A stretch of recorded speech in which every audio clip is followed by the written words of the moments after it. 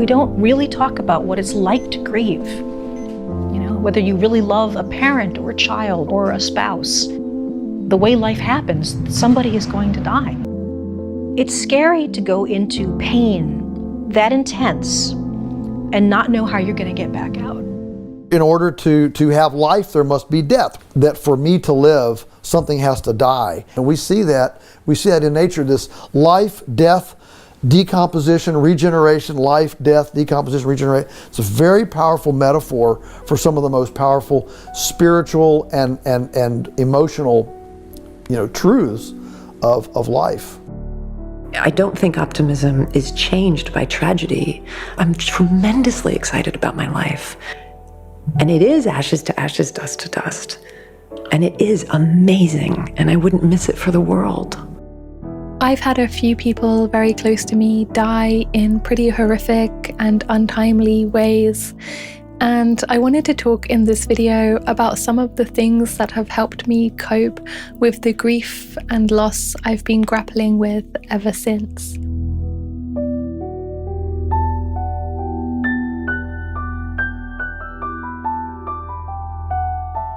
If you have lost someone, probably anything that anyone could ever possibly say would be inadequate. And I am still relatively young. I'm sure I have a lot to learn. And I'm talking about this from the comfortable distance where the deaths that I experienced all happened over 10 years ago now.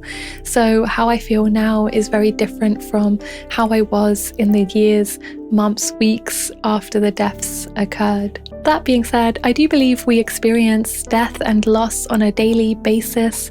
The loss of breakups and friendships and chapters ending, and the loss of nature and transitions where we cease to be who we once were. So I hope this video can be interesting to you, no matter what death or loss you have or haven't experienced.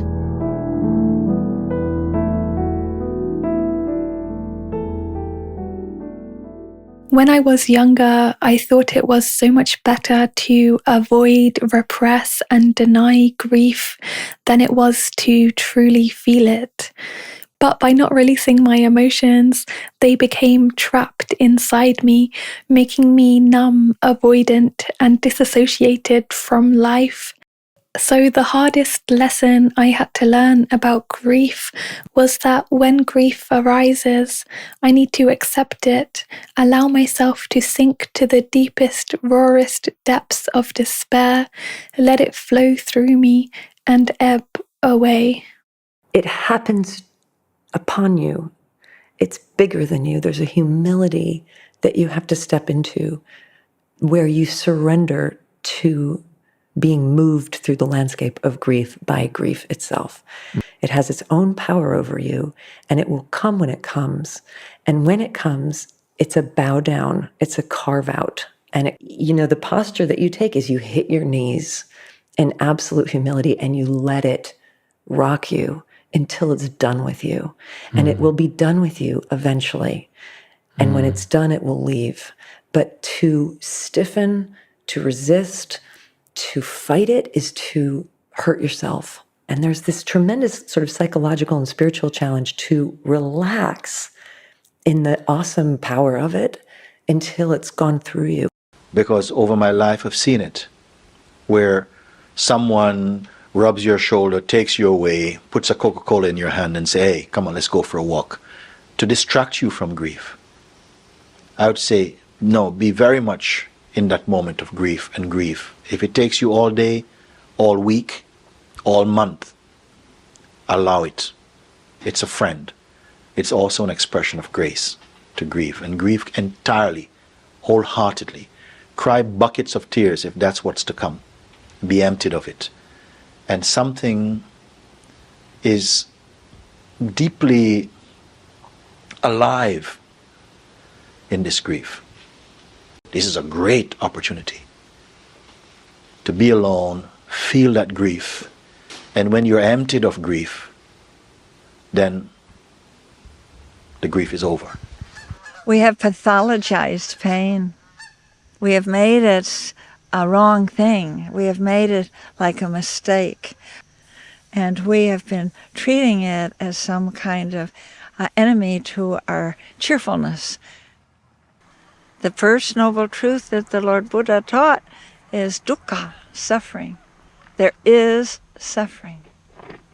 And if you want to get anywhere, honey, if you want to grow up, if you want to open to life, if you want to be enlightened, whatever, however you describe the state you're after, then you have to face that and see there is suffering. And there were lines from my childhood in the church, the Christian church, you know, blessed are they that mourn. And that would come up in sound.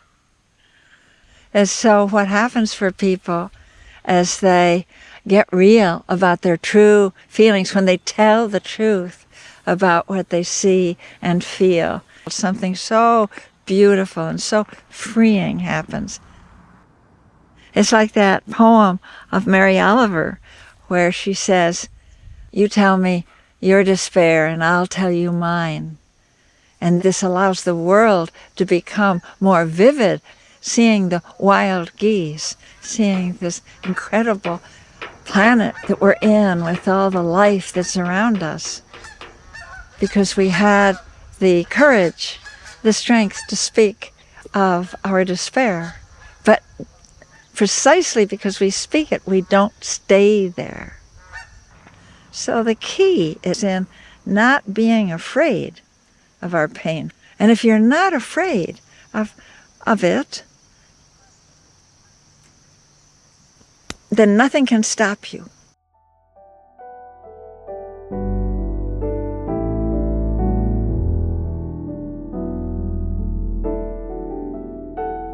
George Bonanno, author of The Other Side of Sadness, talks about processing grief via tapping into our natural capacity for resiliency. He argues that when we lose the people we love, we may fall to our knees and be debilitated for a while, but humans are wired to withstand grief.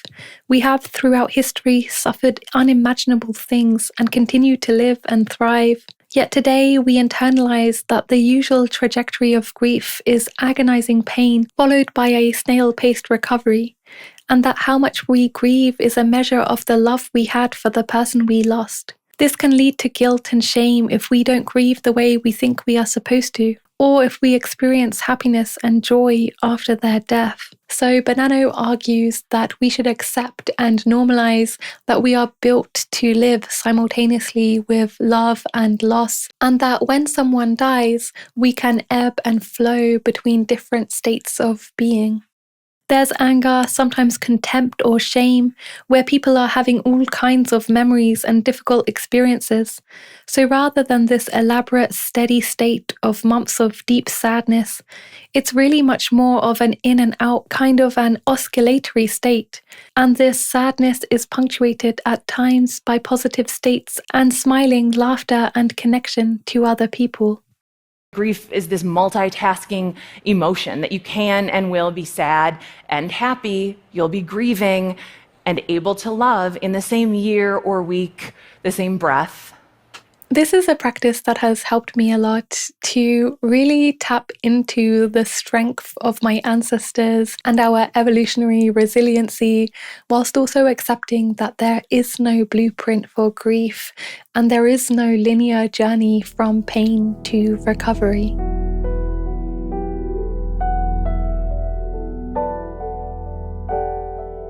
I've felt a great deal of peace from reminding myself that grief is just gratitude. Grief, as the saying goes, is the price that we pay for love. Andrew Solomon wrote, "To be creatures who love, we must be creatures who despair at what we lose." And Jamie Anderson, "Grief, I've learnt, is really just love. It's all the love you want to give but cannot. All that unspent love gathers up in the corner of your eyes, the lump in your throat, and in that hollow part of your chest.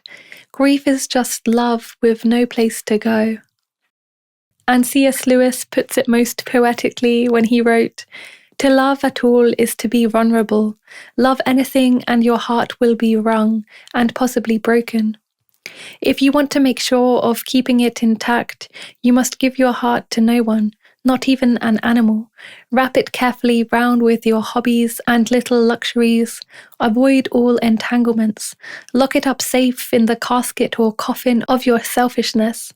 But in the casket, safe, dark, motionless, airless, it will change.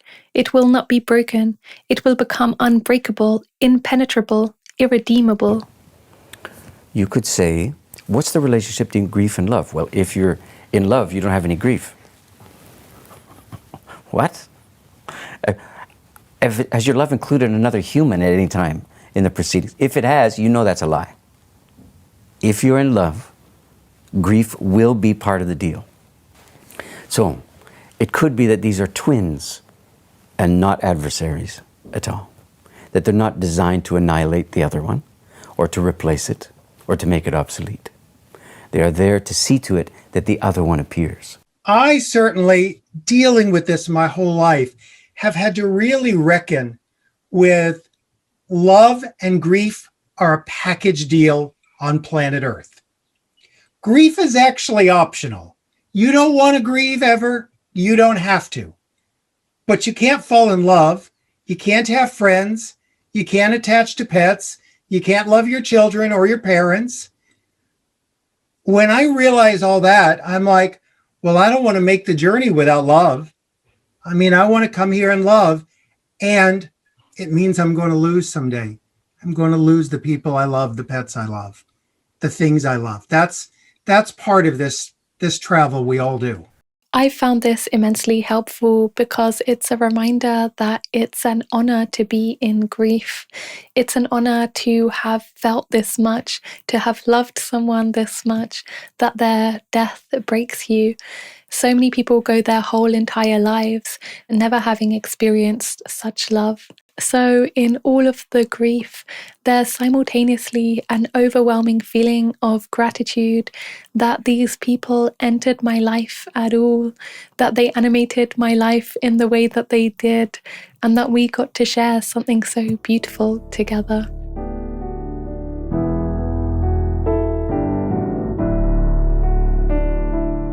One thing that helps me a lot when I get overwhelmed, wondering, why did this have to happen to me? Why is there so much suffering in the world? Why did these people die so young?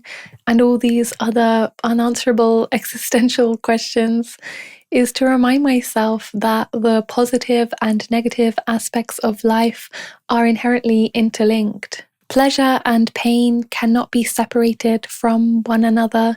There is no happiness without sadness, no good without bad, no health without sickness, no light without darkness, no sex without partings, no contentedness without anxiety, no compassion without suffering, no life without death, no love without having lost. Where is life, there is death. And where is death, there is life. That for me to live, something has to die. And we see that in nature, this life, death, decomposition, regeneration, life, death, decomposition, regeneration. It's a very powerful metaphor for some of the most powerful spiritual and emotional, truths of life. Living a beautiful life means accepting both of these opposites because they are connected. If you get rid of the suffering, you also get rid of the joys of life. If you try to separate the good from the bad, you are either left with an empty, sedated life or a life full of suffering because you're living a life of delusion that pain can be avoided. As the philosopher Friedrich Nietzsche writes, "What if pleasure and displeasure were so tied together that whoever wanted to have as much as possible of one must also have as much as possible of the other? Profound joy is where the bleakest and most painful things do not have the character of opposites, but instead act as its conditions, as welcome components." I consider grief a threshold emotion. In other words, when we step across that threshold and enter the room of grief, it has a way of opening up the rest of our life. We enter the hall then of community, joy, Even William Blake said, the deeper the sorrow, the greater the joy. When we compress the terrain of grief, we also compress the territory of joy, and we end up living in a flatline culture, which is where we are right now. So now whenever I am in grief, instead of trying to avoid it or push it away, I found it helpful to embrace the inevitability of death and suffering as necessary preconditions for life and joy.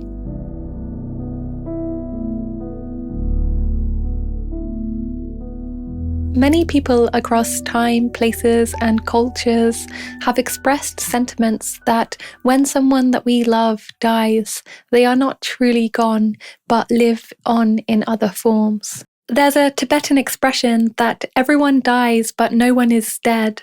Southerners in the US have a saying that my tongue was in my friend's mouth. Margaret Camara Turner points out that Aboriginal Australians believe that after death, the body goes back to the land like planting 600 seeds. The cycle never ends. Surayani Parosso of the Leko says, "We have no word for death in our language. Time is not inert. Life returns after death. The person returns. It is all fertilizing. My grandfather lives in different plants and fruits." The Greek poet Dinos Christianopoulos wrote a sentiment that has since been echoed by the Mexican counterculture movement. They tried to bury us. They did not know we were seeds. Some spiritual traditions, like Hinduism, believe in reincarnation, whilst others, such as Taoism and Buddhism, believe that all beings are interconnected, that when someone dies, they are still alive within us and in all things. And the grief expert David Kessler says that our relationships with people are physical, spiritual, and emotional. Death had the capacity to physically take his son away, but the spiritual and the emotional relationship they shared still remains. Now I can see myself not in this body only. I can see myself in my friends, in my disciples, in my work, in many things. And if you want to recognize me, don't look in this direction. This is only a small part of me. So the person you believe that is already lost, he is not lost. He's still there in other forms. And look for him in you, look for him in your children. That person is still available in the here and the now. Meditation on death helps you to see that there is no death, there is no birth and death. It's only transformation. Nothing can be lost. When I talk about Aaron, I slip so easily into the present tense, and I've always thought that made me weird. And then I noticed that everybody does it. And it's not because we are in denial or because we're forgetful. It's because the people we love, who we've lost, are still so present for us. So when I say, oh, Aaron is, it's because Aaron still is. Ray is very present within me. She's braided into me. Her afterlife is living within me, changing me, walking through the world with me and making me different. We can have that. So, certainly for me, what made the difference after a year of exhausted grey and agony on this was it's a very intentional decision to carry Zoe forward, to hold her alive, to be inspired by her, to be excited by her, and to imagine her sparkle and her generosity and so forth in everything, and feel I will be inspired every day by this person, even though I can't actually hug them. But you see the world through a Zoe filter. Yeah. I see the world through a Rhea filter, and I don't want to not see the world through a Rhea filter. It's a better world seen through a Rhea filter. I find the people I love 1,000 times over in other faces, in their work, in the thoughts of others, in a sunset, the moon, a tree. Or as I go about my life, I feel them living on within me, changing me, walking through the world with me. If I see something beautiful, I like to imagine them there with me, and I say to myself, look at this beauty that we get to witness. I make an active choice to carry them forward with me, to be inspired by them, to be excited by them, to imagine their love and kindness, and carry that forward towards others. They are a part of my present, and they will always be a part of my future. They're as influential to me in death as they were in life.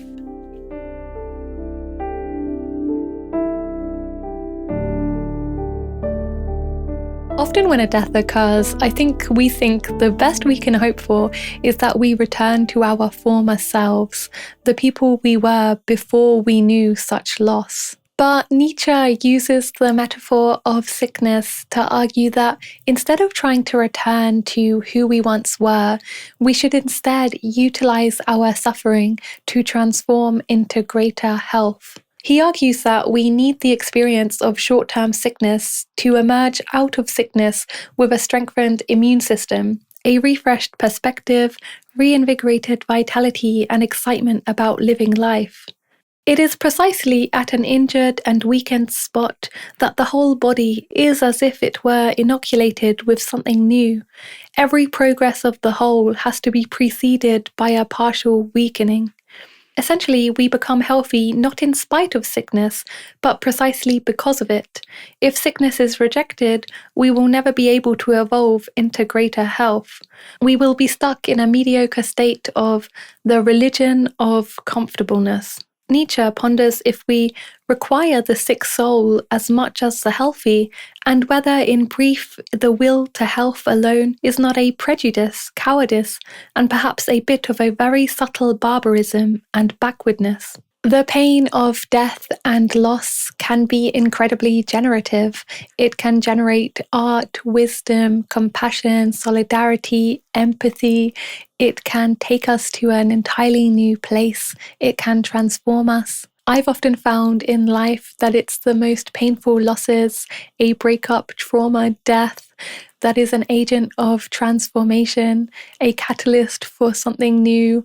Often I don't even realize it at the time, but in hindsight, I look back and realize it's the moment that changed everything. I think it's when we are present, curious, excited about the emotions that come up and where they may lead us. That's how we begin to see possibilities we haven't ever seen before. This isn't an argument for suppressing emotions or toxic positivity. There is nothing inherent in grief or death that offers an opportunity unless we participate in making it one. There's no meaning in a horrible death or in a pandemic or in a wedding being canceled or a job being lost. The meaning isn't in the horrible event. The meaning is in us. It's what we find afterwards. It's not what are we going to do after this pandemic, but who are we going to be? It's not what are we going to do after this loss, but who are we going to be? How can we honor the person who died? How can we make a life and a world that's more meaningful, where maybe the bad thing that happened to you doesn't happen to other people in the future? Are you willing to find meaning in time? Are you willing to let yourself just live a little more? Are you willing to try to think of a way that might honor what's happened in our world or what's happened in the loss in your life? It's a small decision. Am I willing to grow? Am I willing to live past this in a way that honors what I've lost?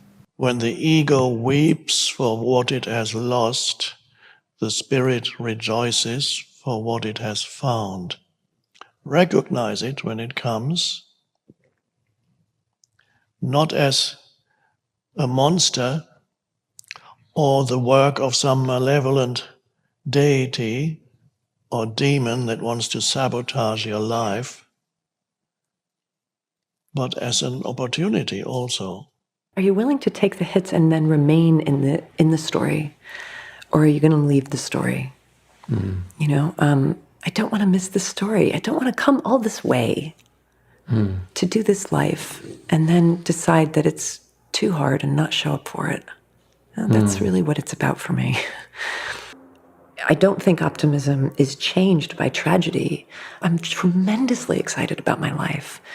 I'm thrilled about it. And I will also say this, and I want to say this very honestly, because I want to dare people when they go through their own grief to think broadly as they possibly can, as bravely and as radically as they possibly can about what their futures look like. Because the truest and broadest reality is that there is a life that I could only have with Rhea, and that life is gone. But there is also a life that I can only have without her, and that life is just beginning. And the fact that I was so devoted to her was such an incredible experience to have of love. But with her gone, to be very honest, there are things I could do that I couldn't have done before. And people feel guilty about saying that because they feel like it's disloyal or that it's criminal to say that this person wanted to live and wanted to do these things, But what I'm exploring now is, okay, these are the new terms. The person I loved more than anyone in the entire world, the one person in the world I always said I cannot live without, is gone. So what does that leave me in terms of what I now get to be? Okay, well, now I'm a person and there's no one in the world I can't live without. That's very freeing. Where can I go? What can I explore? What worlds can I move in now? What freedom can that bring me? And how can I do that without sacrificing one bit of the love and devotion and passion that I had with this one completely irreplaceable human being? So I got to have that. I didn't want it to end the way it ended, but it wasn't up to me. It ended the way it ended, but now I get to have whatever's coming. And it is ashes to ashes, dust to dust. And it is amazing, and I wouldn't miss it for the world. Thank you so much for watching. I would love to hear what you have found helpful or interesting in coping with grief, loss and death. What has surprised you about the journey you have been on? What do you wish you'd known sooner? What expectations or misconceptions did you have to let go of? And what opportunities, if any, did you find that your losses generated? These videos take an enormous amount of time, energy and resources to create, so I'd really appreciate if you could consider becoming a patron to help support this channel, or leave a one-time donation via PayPal or Ko-fi. On Patreon, I have a podcast. In my latest podcast, I talked more about my experiences of death and loss and went into more detail about those if anyone's interested. And the podcast is monthly, where I discuss topics that I don't feel comfortable to talk about on my channel because they're a bit more personal. And every 2 weeks on the Discord community, we have a call with other Discord members. The next one will be discussing death and loss and grief. So thank you so much for taking the time to listen to me, and thank you so much to my current patrons for helping make this channel possible, for believing in the work that I do and motivating me to continue to make videos. I really appreciate you so much. Thank you.